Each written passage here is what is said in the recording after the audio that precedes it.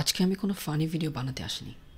আজকে আমি এমন একজনের কথা বলতে আসছি যাকে সারা বাংলাদেশ চেনে। শুধু বাংলাদেশই না, তাকে চিনে সারা পৃথিবী।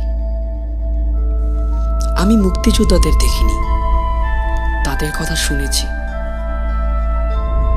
কিন্তু আমি দেখেছি এমন এক যোদ্ধাকে যিনি লাল সবুজের জার্সি গায়ে 10 জন বাঘকে নেতৃত্ব দিয়েছেন সারা পৃথিবীর কাছে। লাল সবুজের পতাকাটাকে রিপ্রেজেন্ট করেছে। সে আমাদের দেশের গৌরব।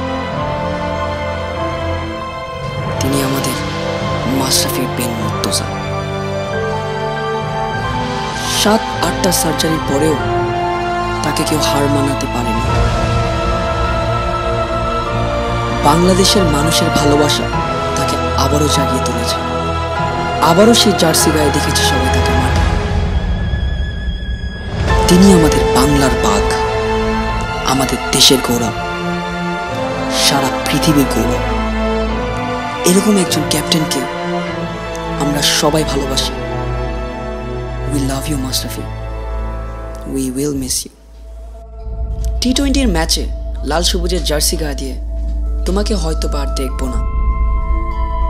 স্কোয়াডে হয়তোবা তোমার নাম থাকবে না, কিন্তু বাংলাদেশের 16 কোটি মানুষের মনে নাম থাকবে তোমার।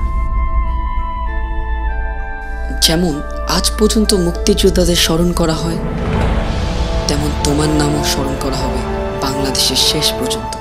আমি তো এই দফাতে আমার টিম তোমাকে জানাচ্ছি, তোমাকে স্যালুট।